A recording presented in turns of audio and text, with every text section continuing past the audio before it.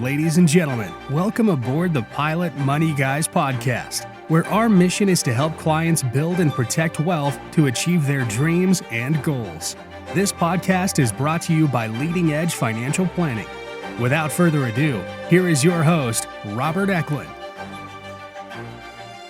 Well, a tip of the cap to you, and thank you for joining us here on the Pilot Money Guys podcast, where we talk about some aviation news and aim to bring you some lighthearted financial fun. I'm your host, wealth manager and airline captain, Robert Eklund, call sign Rubber Mallet. We've got an augmented crew on this incredible journey. We've got certified financial planner and former airline pilot, Charlie Mattingly, call sign The Godfather. Welcome, Godfather. Thank you, Rubber Mallet, man. Appreciate you being back. Hope you had a great Christmas with the family. Yeah, I sure did, man. And I'm glad you're feeling better. Yeah. Thank you, sir. It's a rough Christmas, man. I got laid out by the flu. I know you had it before that, I believe. I did, and I missed the Nutcracker, but they brought me a Nutcracker from the Nutcracker Ballet, so I'm okay. Nice. And I wish you didn't say that, Rob, but go ahead. we have the professor with us, joining with the augmented crew, certified financial planner, CPA, personal financial specialist, all-around good guy, the professor. Welcome, Kevin Gormley. It's great to be in the jump seat here, and I promise not to try to turn the engines off. Yes. Perfect. Well, let's jump into it. We got a little we got more than a few things going on here with the aviation news. Some good and bad news for Southwest. The pilots reached a tentative agreement worth $12 billion. And don't worry, folks, we're going to be getting into this and sending out some videos in the near future here. We've been slogging through all the details, and there's a lot of very cool stuff in it. So we'll save that as a little cliffhanger for you. Anything to add there, guys? I have something, just that, looking at all four now, they're all pretty similar. Now, there's always going to be something that's better with one airline than the other, and we know that. But Anyway, I'm just happy that it looks like all the airlines are taken care of. Mm-hmm. Yeah, I hope. Agreed. Yeah. Unfortunately, that was a great segue. Thanks for the tee up there, Kevin. NetJets pilots are not so happy right now. Matter of fact, they just reported or just said that they expect 40% of their pilots to leave within the next year after new contract negotiations broke down. And that's the last we've heard. We're recording this on the 29th, so bear with us. This is going to come out in the new year as you'll be listening to it. But 40% expected to leave. That's a lot of folks. Their union president said it is time for Berkshire Hathaway and NetJets executives to recognize the pivotal role pilots play in the company. We know Warren Buffett listens to this podcast every morning, probably. So, Warren, you got to take some action here. Pilots are important to your company there. Yeah, just like CNBC, he listens to our podcast with the sound off. Well, I've got some great Christmas trees back here still, so yes. It's yeah, they said they're going to earn 60% less than mainline carriers over a 30-year period there. So that's part of the problem that they're facing over there. The bad news for Southwest is they got hit with a $140 million ding or charge from the Department of Transportation for the meltdown last year. So good and bad news there. We'll leave it at that. Anything else to add, guys? Kevin, I know you got a story.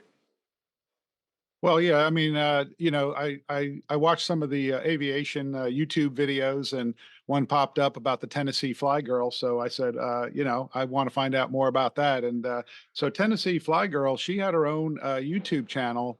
Unfortunately, the video was about her crashing. Her and her father took off from Knoxville here in Knoxville, Tennessee. I think it's called Island Airport, Charlie.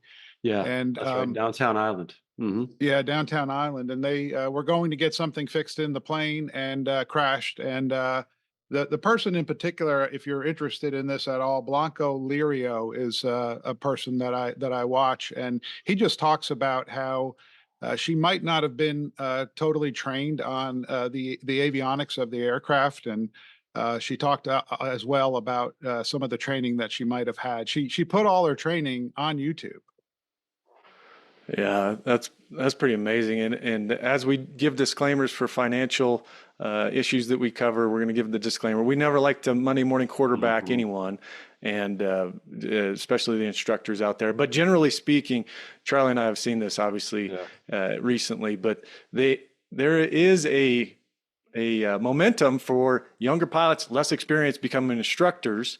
And then if they're not instructing properly, you obviously get some bad scenarios. And from what you kind of said, Kevin, and we might cover this on the next episode as well, but it sounded like she didn't know how to work the autopilot correctly, or at least turn it off, and that's what got her into problems. So obviously that's something that's pretty basic for an instructor to cover. So we don't know if he covered it correctly or not, but like you said, some people who've reviewed it looked like maybe he That's didn't. the conjecture anyway. So yes, you're absolutely right. We don't know what happened. And But that's it's just what a sad thing. it is, and you're seeing it across the airlines potentially. Again, we're not Monday morning quarterbacking the instructor there, but across the airlines, younger folks, and take the age out of it, less experienced folks, right, are getting into the cockpit, and they don't have the experience, and are maybe getting trained by folks who don't have the experience that the white hairs, people who are 55 plus have. So Thanks for the plug, Rob. you bet. Anytime. Gray beards. Anything else? All right. Questions from the flight deck. What we got? What have you guys been getting lately? Oh man, let's see. We've got a lot coming out of the potential or the TA potential contract for South. Yeah. Football. Yes. So a lot of people wondering about taxes and withholdings, and should the bonus go to the bonus retro go into the 401k or not. So those are all really unique circumstantial type questions. But as far as the bonus going into the 401k, there are some good things to that, as far as you do avoid some taxes on that portion of the bonus. You get your 401k potentially maxed out sooner, which is usually a good thing. So I think the people that may not work for is the people that have those dollars spent beforehand. In other words, hey, I'm getting $100,000 retro / bonus, and man, I've got that spent on a new pool in my backyard, and I need that money. So that might be an example where maybe you don't want to go in the 401k right now. So that's just one we've been getting a lot. Kevin, what do you think? Yeah. Well, my learning is that at one point, Charlie and I were asking the question, are pilots on social media? And after the last 2 weeks, I can say for sure that we've answered that question. The answer is yes. Yeah, I don't know. Facebook and other places, there's just a lot of posting going on, a lot of good information as well as bad information. Yeah. Amen. Yeah. The one that we've covered a little bit, and won't get into the details because we're going to put out some videos. They're going to be great videos, but was talking about the taxes and the 37% versus the 22%. It's going to be taxed at a higher rate just due to the complications, I guess, of the software that the company uses. But that's not necessarily all bad, because you're getting your taxes out, and what you get, you should be able to take home and hopefully not pay more than the 37% there. Any thoughts on that, Kevin, Professor? Well, I'll just say, being a tax person is the thing we always say is we're happy to take the 63% of the money and pay the 37% tax for anyone that wants to. And by the way, at the end of the year, it all comes out in the wash anyway. So it doesn't really matter what you pay on that one paycheck. Yeah, I think too, I went from thinking it was going to be taxed like a bonus, which was 22%, I think, IRS standard withholding there. And so my warning was, hey, you need to withhold more, set some aside, watch out for nasty surprises next tax season. And now I think we went to the opposite end, where if you're not in the 37% tax bracket by the time the end of the year unfolds, 2024, then you're probably going to get a refund. And I think that's probably a better thing than a nasty tax surprise. So it just depends on your expectations. Okay. That's it. All right, break. Now that the new year is here, even though it's not quite, but whatever, we're getting close. As you're listening to this, it's here. Do you want to get your financial house in order? Or perhaps a better question, why would you want to get your financial house in order? Is it for your kids, your wife, or your husband? Maybe your parents or your church? Whatever the reason, hopefully your why will spur you to take action and give us a call, or another comprehensive fiduciary fee-only financial advisor that you trust. We like to think of ourselves as the George Kittle and Christian McCaffrey of financial teams and stand ready to help with investment management, retirement plans, tax planning, liability management, and more. If these sound like things we can help with, go to leadingedgeplanning.com and click on the button on the far right side of the screen labeled Book an Appointment, where you can choose from any of our fantastic advisors, to include the professor and the Godfather.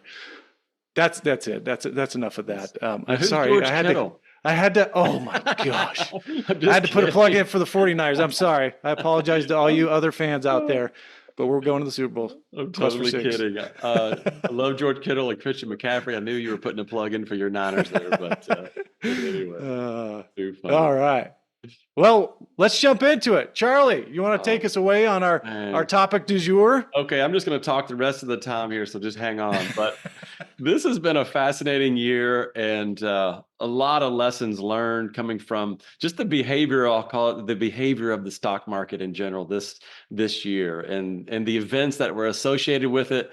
The geopolitical things. We've got wars going on. We had high inflation, interest rates, all kinds of stuff. Bank failures at the beginning of the year. So we're going to talk about that today. Crypto, whatever, cryptocurrency investments. But man, it's just fascinating. And I hope you hang on for the ride today, because it's fascinating to look back and look at some perspective after the fact. It's always easier in hindsight, right, to look back and learn some stuff. But I think it's really helpful to make us better investors. And first of all, to again, have some perspective, look back, and man, I'm grateful for those clients, friends, and family that stayed the course this year, because just like kind of some late game heroics, unlike the 49ers the other night when they played the Ravens. ouch. Sorry, late game stock market. We didn't heroics. want to win that game, okay? Right? If you win that game, you don't win the Super Bowl, I guess. But anyway, boy, the stock market really came on strong as of like November through the end of the year. So it's incredible.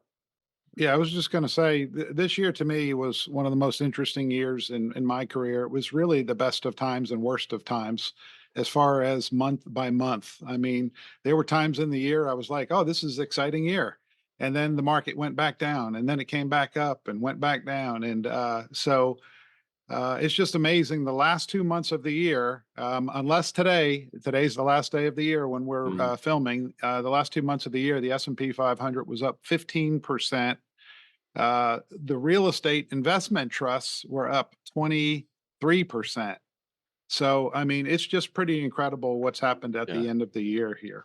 And that's 15% and 20% respectively, just the last few 2 months. 2 months. There we go. Yeah. Good clarification. That's incredible. But let me just start with a little timeline here, a recap of 2023, because we have such short memories, which sometimes is good, right? But remember early in the year, we had, in a span of just a few weeks, mounting losses on cryptocurrency investments, sharp downturns in the value of bond portfolios. Remember the long-term bonds we talked about a lot? Aggressive runs on bank deposits triggered the collapse of Silvergate Bank, Silicon Valley Bank, Signature Bank, and First Republic Bank. U.S. regional bank stock prices plummeted across the board as investors lost confidence in the banking industry and feared the contagion could spread to other banks as well. SVB, Silicon Valley Bank, was the third largest banking failure in U.S. history. So that was scary because, there's a chance that if those bank collapses, we could have recession. It could spread to the entire economy. People lose trust in their banking system. That is a really scary event. And in fact, the Fed stepped in, FDIC stepped in, the Fed stepped in against their own policies, right? Wasn't that the case, Rob and Kevin? Remember that? Yeah. Yeah, they're not supposed to backstop banks. Yeah. They kind of did backstop them, even though they just said they would trade long-term treasuries for cash, which in other words is backstopping those banks. Yeah. So it was really scary. And that's kind of come and gone. In fact, that threat didn't go away even in the fall, because people said, well, small businesses will lose funding from banks and they will go out of business en masse. And so that was something that was a constant, fear, actually. So there's also rising inflation that we were still dealing with. The Fed talking about raising interest rates, which I think really spooked the market. Every time the Fed Chair Jerome Powell mentioned anything, boy, it really just had a negative effect on the markets. It really became a world of upside down news where any kind of good news turned into bad news because at the fear, like if we had good news about employment, then there was this fear that the Fed was going to raise rates and the stock market would tank. So boy, what an upside down kind of world of news that was. We also had continued Russia-Ukraine war, and then we had the war/terrorist events in Israel and Hamas, which are also still going on, very scary stuff. So it was a very interesting year for those types of events. Any thoughts on that? Looking back, you all, anything I missed or anything to add? I'd hate to steal your words, Professor, but I do it all the time. But you said in the pre-show prep, this is one of the greatest learning opportunities for a year in the financial world that we've had in a while. I mean, there's so many ups and downs, so many opportunities for folks to get scared and rush to bonds or leave the market, go to cash even. And if you were stuck with it, boy, you were rewarded. So it was just a fantastic, all the things we always talk about. This was the year to listen to them, I think. Yeah, it's like a 12-round boxing match, that you just gotta, just stick in the fight somehow and stay till the end. And this year was again a model of that. So, what did it feel to be an investor this year? Again, we pay probably more attention to this than hopefully the average investor. But some people pay more attention than we do, believe it or not. Every day looking at their own account balances, which we do not recommend.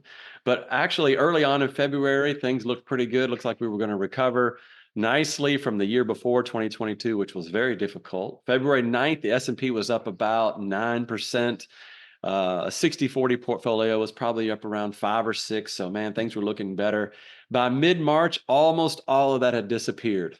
So back to, to low single digits again. Then late July, things were looking really good again. We were getting hopeful mid-year point, or a little more than that. S&P was hovering around 20. Diversified 60-40 portfolio looked like to be around 10, high single, low double digits. And then guess what? We lost it all again. Late October, if you were in a diversified portfolio, 60-40, you probably were 1 to 2% at best, depending on how you're invested. And the S&P 500 was almost in a correction. That's just about where we were. So that was the news headline from July to October was, the market has declined into correction territory via 10% decline, and not to mention all the scary news headlines to go along with that. What do y'all think? Well, Charlie, I just want to say that we had a bond person, James Bond. I forget his last name now, because but we talked about having a bond person the last couple of years, and it's like nobody cares. Why would you want to have a bond person? Well, this year a lot of people learned about bonds, especially retirees who might have had 30, 40, 50% of their money in bonds. And in October of this year, over the last 3 years, bonds were down about 17%. And that was kind of like the maximum pessimism. And that's when the podcast came out. And we even joked beforehand, yeah, we're going to have the bond guy on and then bonds are going to go on a tear. Well, I don't know about a tear, but they've been up 8% since their bottom low. And yes, they are positive this year. Yeah. But a number of people, including all of us, learned a lot more about bonds this year. Exactly. Yeah. That was a little plug, podcast Flight 70 with Mr. Bonds, James Jackson. Yeah. James Victory Capital. Bonds Jackson. Yeah, that was a good one. Flight number 70, like you said, and fascinating stuff. But, then late October, here we are. And it was this is kind of funny. But as we had our client reviews throughout the year, I would tell people like, man, I wish we would have talked a few weeks ago. Or I'm glad we didn't talk a few weeks ago, because depending on the month that you talk to someone reviewing their portfolio might be that, they're happy or they're not very happy. So late October, people were not very happy. And it was a little scary. But then I think an announcement came out about maybe inflation being better than expected, the market resiliency, soft landing got thrown out there again. and the market went berserko. Maybe that's a good word, but Berserko. yeah, that's the Yeah, technical. yeah. It's the I new- learned that in finance class back in Susquehanna University. Yeah. So Is that new LEFP nomenclature? That's right, berserko. But you know what we know is what we read all the time, statistically, historically, is that large market, the market returns come in lumps. They're very lumpy, and oftentimes they come right on the good returns come right on the heels of some very difficult times, and that's exactly what happened this year again. And boy, if you were not present for that, I'm not talking about being 100% equity. You don't have to be. Even a 60-40 diversified, you profited from that and ended up doing pretty well. So that was just kind of incredible to see that unfold as well. Yeah. well, I wanted to talk about the Magnificent Seven versus the rest of the market. And for 9 months out of the year, 10 months out of the year, it was a story of the seven stocks dragging the stock market higher. And that's okay if it drags the stock market higher. But when people are all talking about the Magnificent Seven stocks, and I'm not going to name them, if you don't know what they are, I'd be shocked. But even an ETF came out this year. It's called MAGS. And it just has the seven stocks. Actually, it has a few more treasuries and stuff. But the mags were up, Charlie. You're going to get into this, I think, right? They were up like 50%, and the rest of the market without the mags was even or just barely up. And it's hard to sit around and watch these stocks go up, and people ask us, "Hey, why don't you just invest in these?" And it's like, yeah. We did, however, go back and look at the last 3 years of these stocks, and I will tell you this: that 2022 was a tough year to own those seven stocks. They were down 40, 50, 60% last year. So again, you still had to stay in the fight, as Charlie always says, even if you owned those seven stocks. Yeah. Yeah. It's amazing to see and I'll call it the headline. We call it that headline risk, right? When everybody looks and sees the S&P is up on the news or whatever you're reading, and then you look at your own portfolio and go, hey, my portfolio is very different than that. And last year was one of the most pronounced years for that, as far as the difference in the headline number versus an actual diversified portfolio. And let me explain that a little bit. Dividend paying stocks, for example, which are oftentimes people's favorite, it's a great quality, section of the market. And they were negative most of the year. In fact, late October, a dividend paying ETF was down 8% in late October, which was like vastly different. The bond, just represented by the bond AGG, was barely positive most of the year, down 2% in October. REITs were all over the place this year.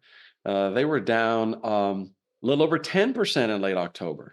So the rest of the market, probably due to that Magnificent Seven you were talking about, Kevin, was drastically different than the S&P 500. And that was especially difficult as an investor to see that difference in that headline number in your own globally diversified portfolio being that different. That's not easy sometimes.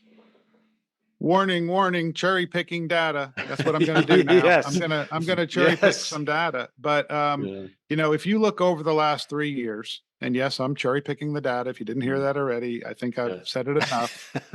But the Qs, which has the Magnificent Seven in a very big amount, maybe 20 to 30%. The Qs the last 3 years were up 10%. The S&P 500, which has been everyone's favorite the last 12 years, has been up 10% the last 3 years. This is as of yesterday. Small cap value, the companies that you've never heard of, companies you might not even use their products or know anything about, was up 17% the last 3 years. And but this year, small cap value, you had to stay in the fight, because at one point, small cap value was down like 3 or 4% this year. Gosh. So that's the problem with investing at any period in time. And by the way, small cap value could go on another downturn. We don't know. We don't know. And that's the hard part about investing. And Charlie, that's the whole reason why diversification is such a beautiful thing. It's not always about just making the most amount of money. It's about being able to stay in the fight when you don't own the thing that is going down and still own the thing that is going up. Yeah. So what do you think, Charlie? Yeah, I think that gets us into some of this, breaking this down into 7 lessons that we can all learn from. And that's the first one. As investors, we have to prepare for this future that we don't know anything about. We don't know what's going to happen small cap value tomorrow. We don't know what's going to happen to Magnificent Seven. Magnificent, did I say that right? Magnificent Seven. Mags. I got flu head still, but we don't know what's going to happen. So what do? We have to have different types of investments in our portfolio to prepare for those multiple outcomes. The best investors in the world understand they have to prepare to be wrong. And this year was a great year to learn that. So that's lesson number 1. And what am I talking about? I'm talking about diversification. That word is almost a cliche, oh yeah, we got to diversify. Yeah, we got to diversify. But this is the year. The small cap value is a perfect example. I don't want to own that thing in May when it's down 6% and the S&P is up, I don't know, 10% or whatever the difference was at that moment in time. But, you have to have those different players on your team. To use a sports analogy, it's like baseball. You've got to have the different positions. They have different purposes, different skill sets, and you got to have them. That's it's like Deebo Samuel. Deebo Samuel is like the small cap. I guess Christian McCaffrey. Yeah, he might be more the small cap. Yeah, he's diversified in and of itself, probably. Yeah. Amazing. For those that are younger, Charlie, there was another like Magnificent Seven back when I first started as a investment manager, and that was the BRICS. I don't know if y'all remember the BRICS. The BRICS. But everybody was talking about the BRICS. The BRICS had like an 18% return in the last 10 years per year. They were tripled the market. And of course, I did put some money in BRICS, and over the next 10 years, they vastly underperformed. Hey, Kevin, we got to say the acronym because it sounds even more ridiculous when you say what that means. That stands for Brazil, Russia, India, China. I can't remember the S. And then they added on South Africa, I think, after a couple years. So if I'm not mistaken, looking back, it even sounds ridiculous, doesn't it? But that was the thing at the time. Well, the story was really good. They were the emerging economies that were going to take over the world, and therefore the stocks, and when the stocks had done 18% per year, Charlie, it's hard not to believe they are the companies and countries that are going to take over the world. And when it does 18% in a few years in a row, that feels permanent to us. Our recency bias kicks in and says, hey, that's happened in the recent. We're going to overweight that information and project it into the future, which is totally false and irrelevant. But it's what we all do. It's what we're, that's one of our human behavioral biases. And it's hard not to do that. Number 2, I'll just jump ahead here, Rob, if that's all right. Absolutely. What I learned this year too is like in a year like this year, we have to have thought about our risk tolerance and risk capacity. I'll get to those definitions in a second here, but they're actually less important than this behavior I'm going to describe. But we have to have thought about those things, and we cannot change them based on what the stock market does in the short term, because you're going to want to. In other words, in July and October, when we were experiencing this correction, I think it was almost a correction, but July to late October, S&P was down 10%. Other portfolios came down as well. But at that moment, our tendency is to go, hey, there's a lot going on here. This is very scary. The news headlines are scary. My money is going down. We should become more conservative, right? And it's like, no, you have a risk tolerance that's independent of what the market is doing right now or what's in the headlines. As long as life circumstances hasn't changed drastically, et cetera. But you want to do that. That's our tendency, is to become more conservative. It sounds so good. But what becoming more conservative actually is us going in and selling investments that are down and buying investments that may be up a little bit. And that is exactly what you don't want to do as an investor, which is selling low and buying high over and over again, right? So that it sounds good, but it doesn't work on, in execution. It's so funny how many times that we get, this happens. Even in the last few years, it's just happened so many times where the sky's falling, Chicken Little, and everyone starts thinking it's different this time. And usually it's not. if you could know what's going to happen in the next in a 3-month time period, the next 3 months are probably less Niners are going to win the important. Super Bowl. Except for that, the next 3 months are less important than the first 3 months of your retirement, which could be 10 or 20 years from now. So really, you should be investing for that 10, 20, 30-year time period. And then when you Yes. retire, by the way, you might just live 40 years. Yeah. So maybe even that 3-month time period is not that important. But it's hard, Charlie. We want to is hard. have a sense of control of what's going to happen. Oh yeah, it is very difficult. And this year was one where we experienced and felt what our investors or clients felt, and that is, at certain times I wanted to become more conservative, and at other times I wanted to be more aggressive. Because it all happened in one year this year.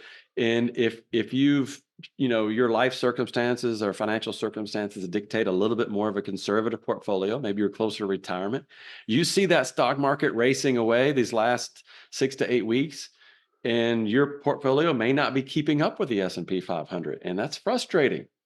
Well, that's because your risk tolerance is a little lower, and there's part of you that has to be able to put up with seeing someone else have a higher return than you. And that's really hard. I mean, that's not fun sometimes in the world of investing. So that's kind of what it feels like, I think. One that I don't think you're going to cover here, Charlie, or maybe you are, but one that we should probably cover in the future, but this will be a teaser, is artificial intelligence. Really came just blasting around in 2023 and is in the front and center of a lot of people's minds. Rob, I'd like to say that leading edge financial planning uses artificial intelligence. I'm not sure how, but every company It's that's in there. Announcing their earnings, they're saying that they're doing something with artificial intelligence. I mean, so we want to get in there too. Well, Absolutely. Well, Rob, I'm going to give you credit because the first place we used it as a firm is our podcast. That's heck yeah. It is. Yeah, I don't know how I take credit, but it sounds good. Because, and this is no That was lie. a humble brag. Charlie is the one who. Yeah, who Charlie. did it. So that Charlie, was a the humble Godfather. brag. Go That's ahead, right. Charlie. So our software, this is just interesting. Our software that we use to edit our podcast uses artificial intelligence. And that's why we sound so smart most of the no, I'm just kidding. That's not it at all. It just helps you to edit. Charlie can put his voice in and say something that he didn't say during the podcast. That's Isn't that how good crazy? the software That's is. right, yeah. It's That's crazy. crazy. I'm actually still in bed with the flu right now. This is a total. It's artificial Charlie. All right. So I'm pressing on before we get too off the rails here, which is always possible with us. But anyway, number 3, we've got to ignore the forecasts. It's fun to forecast. I think it should be just noted that it is for fun only, not for anything serious, because, man, if we bite off on some of these forecasts, we are going to be in big trouble. A couple of my favorite authors, Ben Carlson and Josh Brown, have put out some really good stuff lately. One of the articles from Ben Carlson we'll link to, Rich Author, Poor Reader. You may recognize that play on words. It comes from the book Rich Dad, Poor Dad. And Ben Carlson just went off on Robert Kiyosaki because he put out his book, Rich Dad, Poor Dad. And from then on, he became a doom and gloom forever. And so he just went on to talk about, this danger of listening to people like that. Rich author, poor reader refers to, hey, he's going to be rich no matter what. And the person reading and following the ridiculousness of his forecasts are going to be in big trouble. So I'll find out one of these quotes here in a second and read it to you. So I'm a reader. Used to go to bookstores, and when the Rich Dad Poor Dad came out, it was followed by about 37 other like Rich Dad Poor Babysitter, Rich Dad Poor Aunt. I mean, it was. I'm serious. There were probably 17 or 18 editions of that book, and Kiyosaki is brilliant because he is a marketer and he made a ton of money. And you can make money in some real ways. estate. Yeah. You can make money in real estate. And that's what he talks about, and using other people's money and all this other stuff that we've all heard of. But he keeps predicting the market is going to crash. Yeah, and he might be right. Yeah. Go to tuna. Yep, that's right. So to Rob's point about tuna, this is an actual quote from Robert Kiyosaki. And I'm going to read the precursor or preceding paragraph from Josh Brown because he is so ridiculously funny. So he says, in fact, the title of Josh Brown's article is 5 Ways You Managed to Lose Money This Year. And of course, he always has some expletives in his titles. And so it was hard to F up too badly in 2023. So that was the title of his article. So point number 3 is listening to charlatans. So he says Robert Kiyosaki, who wrote a mildly informative pop finance book in 97 and then spent the next 25 years shearing the sheep, had a pitch of his own this past June. He told his 2 million followers to expect a crash. He does this roughly every month, and to dump their investments in favor of cans of tuna. I wish I was exaggerating, but I'm not. And here's the quote: best investment, cans of tuna fish. Inflation about to take off.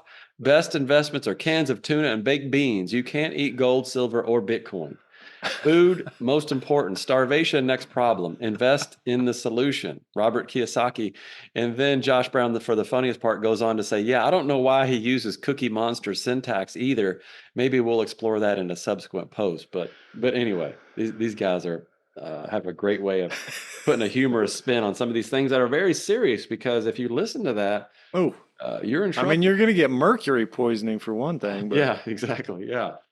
So, well, Charlie, I think the issue is that when you have somebody that's really a winner, or a perceived winner in this case, that's really smart, you need to listen to somebody, right? So you say, oh, this is what Robert says.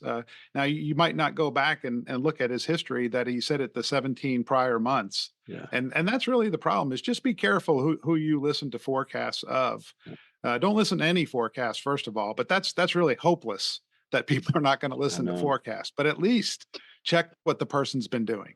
Okay. And definitely do not listen to this guy.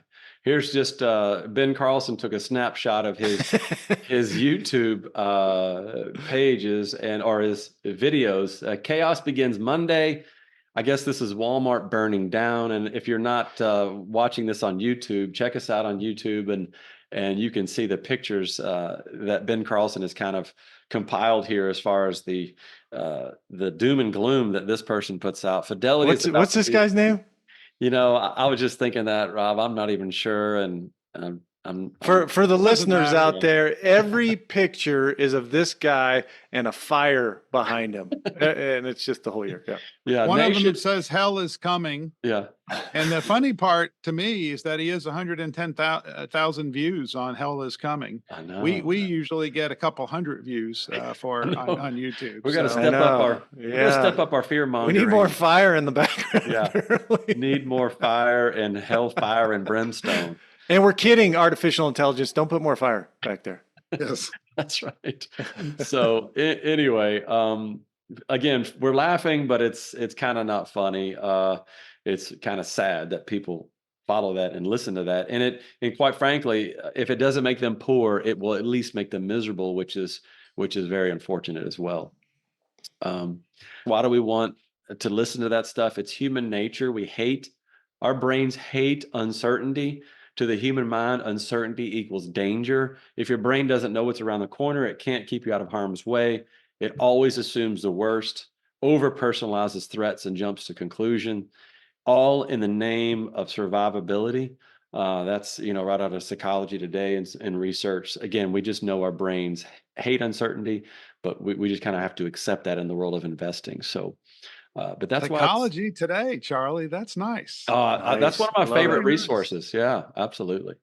So that's it. Point number 3, stay away from the forecast if you can. I recommend reading the news as well, because it's pretty scary. The rest of the stuff that goes along, the flames and the hell is coming, all that stuff. Well, Charlie, this is totally off. It's kind of on topic, but just because somebody wrote a book that might have perked your interest doesn't mean everything they say, especially if it hasn't been filtered and run through a publisher or at least several, people looking at it, probably 20 or 30 people looking at it and delving over the numbers.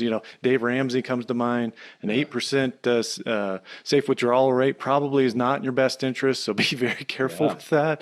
But if you read someone and they had a pretty good book, you want to say, well, the rest of the stuff they say must be gold, but it's not. Yeah. Absolutely. Yeah. I'll blaze through the next few here. I know we're getting short on time, but number 4, we talked about it. If you don't stay in the fight, you'll miss the quick burst of market returns, and that's shown in the statistics over and over again.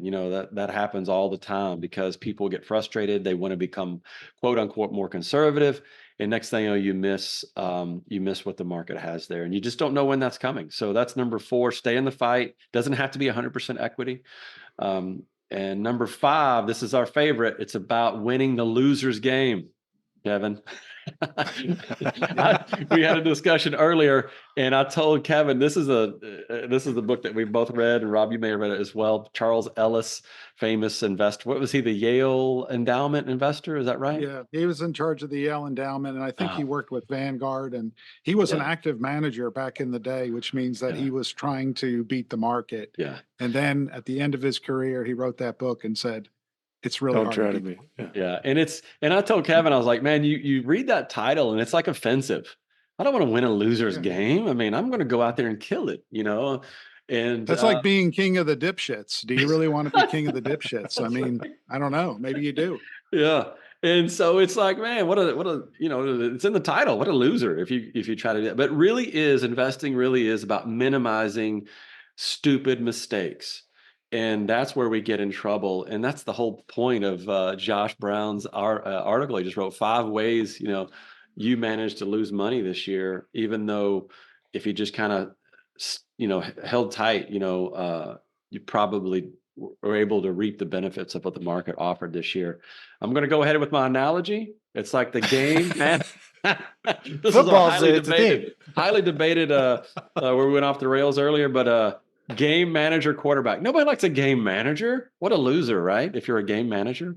But anyway, it's just in the name of football season. I thought that was interesting. So, all right, that's it. I'm not going down the whole path, though. Oh yeah, you skipped out. Well, for sure. You didn't even make your argument, and that's because Charlie's afraid. Rob and I are both like, football's I got eviscerated pre-show. I mean, football's a winner's game. I mean, look at all the winners that take chances and win. And Charlie's like, well, the game manager. I know.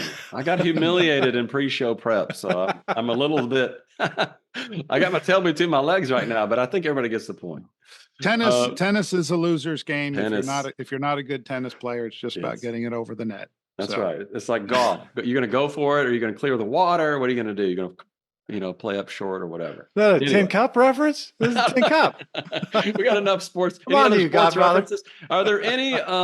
Number 6. Wait a second. I got one more reference, and it's pickleball. Anybody pickleball references? Stay out of the kitchen. Maybe? It's the hot topic at Southwest. All right. Number 6, is there a better time to invest? Yeah, this is the one that I really got caught up on when I first started in this business, Charlie, because people would say, is it a good time to invest now? And personally, there was always something bad going on in the world and all these predictions. So I'd be like, I don't know. And now I just always say, yes, it's a good time to invest. Tomorrow might be better or worse. We don't know. That's right. That's another good plug. I think you covered this in Flight 69, The Wealthy Mindset, but I might be wrong. Listen to all of them, the last 71. But you covered this ad nauseum, Charlie, but it's worth just foot stomping that, you think, I'm going to invest in the best time of the year. And these are going to be ish numbers, but you're about 11% or 12%. And if you invested at the worst time of the year, 11% long term, those are just generally speaking. But go back and listen to that podcast because you covered it very well there. Yeah, more eloquently than I did. It is a tough one. There's always bad stuff going on. A lot of times people say, "Hey, I'm just going to sit this out until these bad news events go away," and you're going to be sitting out for a long time. So that's unfortunate. But again, last thing, we'll wrap it up after this. Why did the markets do well? Or why do the markets do well in spite of all these terrible things going on in the world?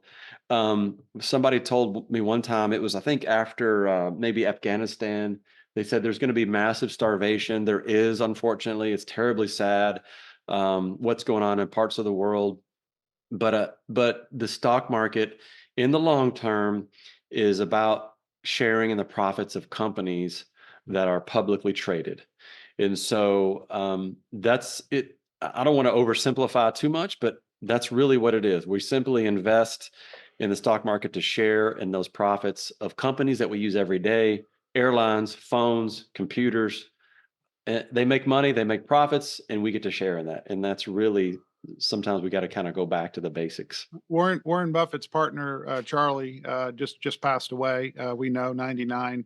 And when we show these charts from 1926 to now, people always say wasn't around, but Charlie Munger was around back in 1926. And just think about all the things that guy invested through: World War I, World War II, Vietnam, all the elections. Intent election coming next year. That's going to be a problem. But just how many things that guy invested through to be one of the wealthiest people on the face of the earth, and he died at age 99.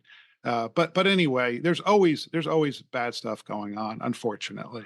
Yeah, that kind of, sorry, Charlie, I'm throwing you right on the bus, but it did hit my, I did mean to, somebody told me they listened to it and they're like, hey, Charlie Munger was not humble. They wanted me to tell you that. I was like, he kind of was, but apparently he came out and said he's never been called humble. So that could be true. Yeah, I think I'll take it out of context. That's right. Artificial intelligence. Shame on you. Awesome, Kevin. Yeah.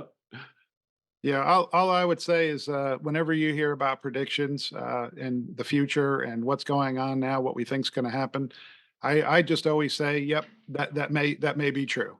That's all I say. That may be true. That may be true. Because that's the key. That's the key to being an investor. You never really know what's going to happen in the future, and that's why it's hard to be an investor. Yeah. Love that. I said I was done, Rob, but I lied as usual. I think accepting uncertainty in the short term is just so powerful. If we learn to do that, and everybody's got their own, methods.